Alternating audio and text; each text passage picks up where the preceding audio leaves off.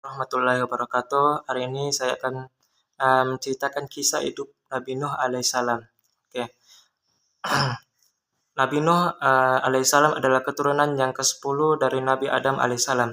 Beliau diutuskan Allah Subhanahu wa taala sebagai rasul untuk menyampaikan ajaran-ajarannya kepada penduduk negeri Armenia. Di dalam Al-Quran dinyatakan, dan sesungguhnya kami telah mengutus Nabi Nuh kepada kaumnya seraya berkata, sesungguhnya saya seorang yang memberi peringatan yang tegas kepadamu. Dalam surah Hud ayat ke-25.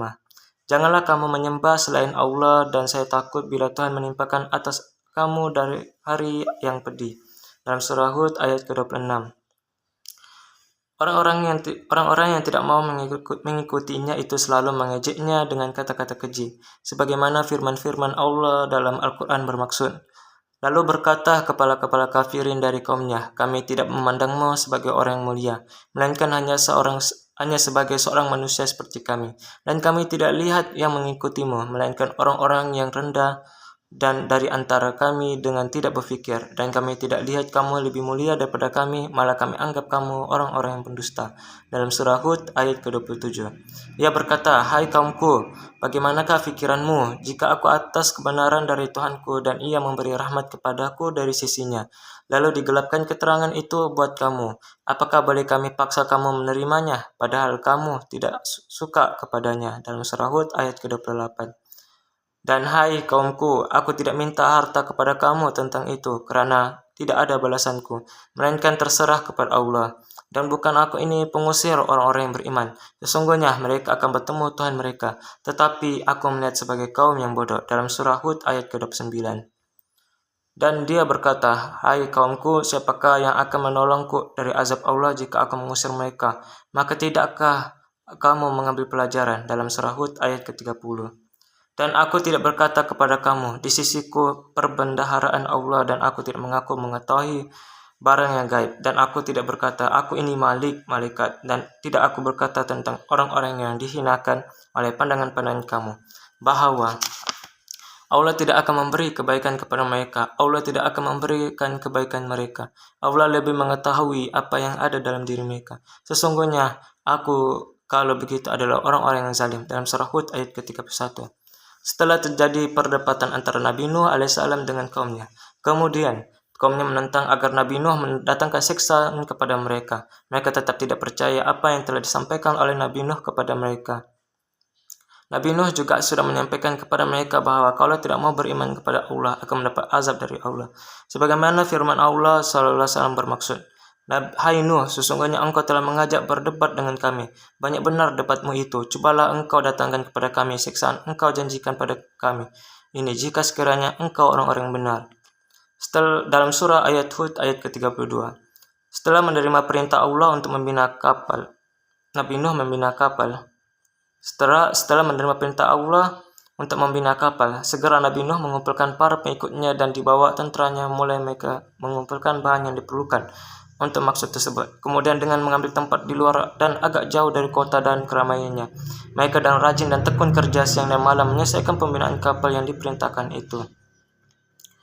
Walaupun Nabi Nuh telah menjauhi kota dan masyarakatnya agar boleh bekerja dengan tenang tanpa terganggu menyelesaikan pembinaan kapalnya, namun ia tidak lupa dari ejekan dan cumuhan kaumnya yang kebetulan atau sengaja melalui tempat kerjanya membina kapal. Mereka mengejek dan mengolok-olok dengan mengatakan, wahai Nuh, sejak bila engkau telah menjadi tukang kayu? Bukankah engkau seorang nabi atau rasul menurut pengakuanmu? Kenapa sekarang menjadi seorang tukang kayu dan pembuat kapal? Dan kapal yang kau bina di tempat yang jauh dari air ini adalah maksudmu untuk ditarik oleh kerbau, ataukah mengharapkan angin yang ditarik menarik kapalmu ke laut? Dan lain-lain kata ejekan yang diterima oleh Nabi Nuh dengan sikap dingin dan tersenyum seraya menjawab, baiklah, tunggu saja saat mainnya. Jika kamu sekarang mengejek dan mengolok-olok kami, maka akan tibalah kesempatan kelak bagi kami untuk mengejek kamu, dan akan kamu ketahui kelak untuk apa kapal yang kami siapkan ini. Tunggulah saat azab dan hukuman Allah menimpa atas diri kamu. Setelah selesai pekerjaan pembinaan kapal yang merupakan alat pengangkutan laut yang pertama di dunia, Nabi Nuh menerima wahyu dari Allah, bersiap sedialah engkau dengan kapalmu. Bila tiba perintahku dan terlihat tanda-tanda daripadaku, maka segeralah angkut bersamamu di dalam kapalmu para pengikutmu. orang-orang yang telah beriman dari kamu dan kerabatmu, dan bawalah serta mata dua pasang dari tiap jenis makhluk yang ada di atas bumi, dan belayarlah dengan seizinku. Kemudian tercurahlah air dari langit dan memancur dari bumi air yang deras dan dahsyat, yang dalam sekejap mata telah menjadi banjir besar melanda seluruh kota dan desa, menggenangi daratan yang rendah maupun yang tinggi, sampai mencapai puncak bukit-bukit, sehingga tiada tempat berlindung dan dari air bah yang dahsyat itu, kecuali kapal Nabi Nuh yang telah terisi penuh dengan para orang mukmin dan pasangan-pasangan makhluk yang diselamatkan oleh Nabi Nuh atas perintah Allah. Demikianlah diterangkan dalam Al-Quran sebagaimana firman Allah bermaksud. Seketika datang perintah Allah dan telah terbit air mendidih bumi. Kami berkata, bawalah padanya sepasang dari tiap-tiap jenis dan ahlimu, kecuali orang yang telah ditentukan lebih dahulu atasnya siksaan dan orang yang beriman. Padahal tidak ada yang beriman kepadanya, melainkan sedikit. Dalam surah Hud ayat ke-40. Dengan iringan bismillah majraha wa mursaha, belayarlah kapal Nabi Nuh dengan lajunya menyusur lautan air yang besar, nantang angin yang kadangkala lemah lembut dan kadangkala ganas dan ribut taufan di kanan kiri kapal. Terlihatlah orang-orang kafir dari kaumnya Nuh bergelut melawan gelombang air yang menggunung, berusaha menyelamatkan diri dari cengkaman maut yang sudah siap menerkam mereka di dalam lipatan gelombang-gelombang itu. Ketika Nabi Nuh beserta pengikut-pengikutnya akan belayar, tiba-tiba Nabi Nuh melihat putra sulungnya yang bernama Kan'an timbul dan tenggelam, dipermainkan oleh gelombang yang tidak menaruh belas kasihan kepada orang-orang yang sedang menerima hukuman Allah itu. Pada saat itu, tanpa disedari, timbullah rasa cinta dan kasih sayang seorang ayah terhadap putra kandungnya yang berada dalam keadaan krisis menghadapi maut di telan gelombang. Nabi Nuh secara spontan, terdorong oleh suara hati kecilnya, berteriak dengan sekeras suaranya memanggil putranya. Wahai anakku, datanglah kemari dan gabungkan dirimu bersama keluargamu. Bertobatlah engkau dan berimanlah kepada Allah, agar engkau selamat dan terhindar dari bahaya maut yang engkau hadapi. Dan jangan mengikuti orang-orang kafir yang sedang menjalani hukuman Allah. Ajakan Nabi Nuh itu dijawab oleh anaknya sebagaimana tersebut dalam Al-Quran bermaksud. Ia menjawab, saya akan pergi ke atas puncak gunung yang akan melindungi kami dari air taufan ini, sahut Nabi Nuh. Tiada seorang pun yang dapat terpelihara sekarang ini daripada siksaan Allah, kecuali orang yang dikasihinya. Lalu gelombang itu memisahkan antara keduanya, sehingga ia masuk golongan orang-orang yang tenggelam. Dalam surah Hud ayat ke-43. Begitu selesai Nabi Nuh mengucapkan kata-katanya, tenggelamlah Kan'an disambar gelombang yang ganas dan lenyaplah ia dari pandangan mata ayahnya. Tergelincir ke bawah lautan air mengikuti kawan-kawan dan pembesar-pembesar kaumnya yang derhaka itu. Nabi Nuh bersedih hati dan berduka cita atas kematian putranya. Dalam keadaan kafir, tidak beriman dan belum mengenal Allah, beliau berkeluh kesah dan berseru kepada Allah, ya Tuhanku, sesungguhnya putraku itu adalah darah dagingku dan adalah sebahagian dari keluargaku, dan sesungguhnya janjimu adalah janji yang benar dan engkaulah maha hakim yang maha berkuasa.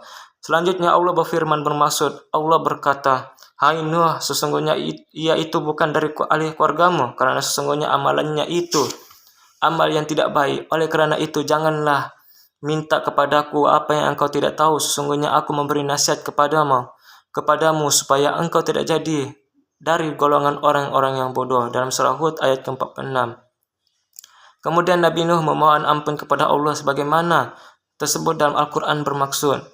Ia berkata, hai Tuhanku, sesungguhnya aku berlindung kepadamu, meminta apa yang tidak ada padaku pengetahuan padanya. Dan jika engkau tidak ampunkan aku, dan aku tidak kasihankan aku, nescaya jadilah aku dari orang-orang yang merugi. Dalam surah Hud ayat ke-47. Setelah air bah itu mencapai puncak keganasannya, dan habis binasalah kaum Nuh yang kafir dan zalim, sesuatu dengan kehendak dan hukum Allah. Surutlah lautan air diserap bumi, kemudian ditambat kapal tersebut di atas bukit Judih. Dengan iringan perintah Allah kepada Nabi Nuh, turunlah wahai Nuh ke darat, engkau dan para mukmin yang menyertaimu dengan selamat dilimpahi barakah dan inayah dari sisiku bagimu dan bagi umat yang menyertaimu. Firman Allah dalam Al-Quran bermaksud, Dan dikatakan, hai bumi, telanlah airmu, dan hai langit, berhentilah. Laut, surutlah air, dan bereslah urusan, serta berhentilah kapal Nuh atas gunung Judi. Dan dikatakan pula, kebinasaanlah bagi kaum yang zalim itu. Dalam surah Hud ayat ke-44. Demikianlah riwayat Nabi Nuh dan umatnya yang diterangkan dalam Al-Quran dan oleh Allah supaya dapat diketahui oleh umat manusia seluruhnya dan dapat dijadikan iktibar yaitu contoh pengajaran agar jangan berbuat durhaka kepada Allah. Nabi Nuh alaihissalam diutus Allah kepada umatnya dan tinggal bersama mereka selama 950 tahun. Beliau inilah seorang nabi yang sering menangis memikirkan kaumnya yang sangat menderhakai Allah, sehingga sekian lamanya beliau mengajak dan menyuruhkan dakwahnya kepada kaumnya, namun hanya sedikit sekali yang beriman kepada Allah Subhanahu wa taala. Sekianlah riwayat Nabi Nuh dengan iringan keyakinan bantuan Allah tetap kepada orang-orang yang beriman. Oke, pengajaran yang kita perlu ambil daripada diri saya dan kita semua. Nabi Nuh adalah seorang nabi yang menyuruhkan kepada umatnya dan mendapat rintangan yang hebat dari kaumnya berupa ejekan dan hinaan-hinaan kepadanya. Yang kedua, beliau tidak bosan-bosan menasihati umatnya, namun hanya sedikit sekali yang percaya akan seruannya dan beriman kepada Allah. Yang ketiga, jika umat manusia telah derhaka yang melebihi batas, maka di dunia pun akan didatangkan oleh azab Allah kepada mereka. Yang keempat, walaupun keluarga sendiri, namun apabila berlainan agama, itu berarti bukanlah keluarga lagi. Yang kelima, bantuan Allah tetap kepada orang-orang yang beriman. Barakallahul azim. Sampai di sini saja kita punya video untuk kisah Nabi Nuh. Semoga mendapat manfaat kepada diri kita dan Anda semua. Maafkan sekiranya ada kesalahan saya dari awal hingga habis, kesalahan saya yang menggugat atau